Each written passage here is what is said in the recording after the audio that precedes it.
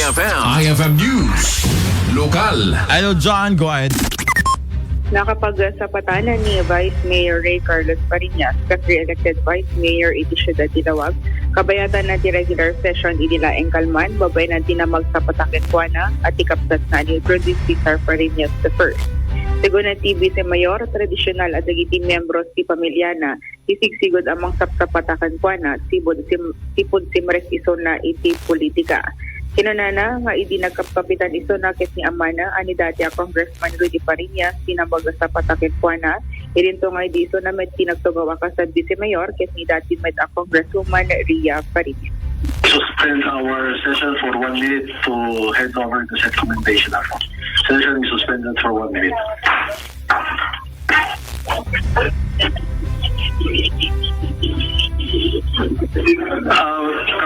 Before I resume our session, there's been a tradition of mine since I became a politician na po. When I became a barangay captain, my dad was the one who swore me in as a barangay captain. When I was re-elected, it was my dad again. Tapos hindi nabali na ka Vice Mayor po. It was then Congressman Ria Parinas who took my oath po. Tapos with the indulgence of the Bada po, I would like to request po nga ni Medlang Kapsat po who will swear me in po. Naka-suspend din na po tapos nakiti-witness pa po. Tapos yung tradition pa po ket Jack na makabalin na pumalpak ti pamilya ito yung public service ko po. So mesa nga sa patak ti pamilya dito yung mukha po. Okay.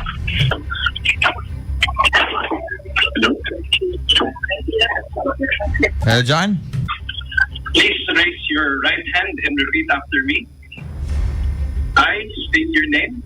I, Carlos Parinas, having been elected to the position of Vice Mayor of Lawag City, hereby solemnly swear that I will faithfully discharge to the best of my ability the duties of my present position and of all others that I may hereafter hold. The present duties of my present position and of all others that I may hereafter hold under the Republic of the Philippines, that I shall support and defend the Constitution of the Philippines, that I will bear true faith and allegiance to the same, that I will obey the laws, legal orders, and decrees promulgated by the duly constituted authorities of the Republic of the Philippines. That I will obey the laws, legal orders, and decrees promulgated by the duly constituted authorities of the Republic of the Philippines. And that I impose this obligation upon myself voluntarily. Without mental reservation or purpose of evasion. So help me God.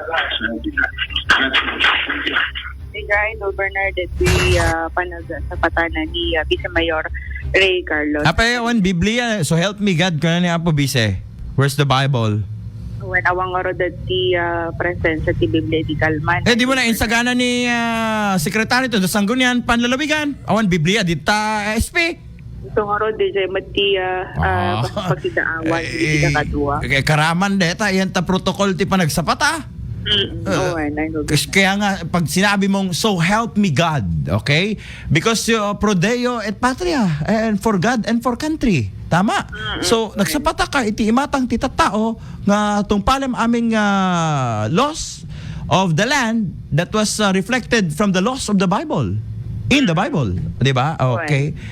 Siguro nakalimutan lang. Dapat hindi kinakalimutan yan. Yan yung pangunahin na alamin natin. So nga dati ornos na duma, korkorher ko na, dati giti ang programa. Una indakidit lupang hingirang sa kararagana. DJ, highest protocol. Yun yung pinakamataas, the highest form is God. God tapos ang ating country, wala namang iba. Ganun yun. Kalimutan na naman, sino ba SP secretary ninyo dyan? Niya ako ho Agustin Idol Bernard. Apa na awan Biblia di tangay SP di dalang nakita ket Senado ket agkas jayb dapay, di ba? Kongreso dapay ti Biblia, apay ti SP lawag awan. Ito nga ro di ti question da di kalman na Idol Bernard nalipatan sa. Ala ket so may God help them. Okay, go ahead Idol Joanne. Naman iti siyudad Dilawag, Gadway 99.5 at Dilawag, Idol John 15 Tatapur.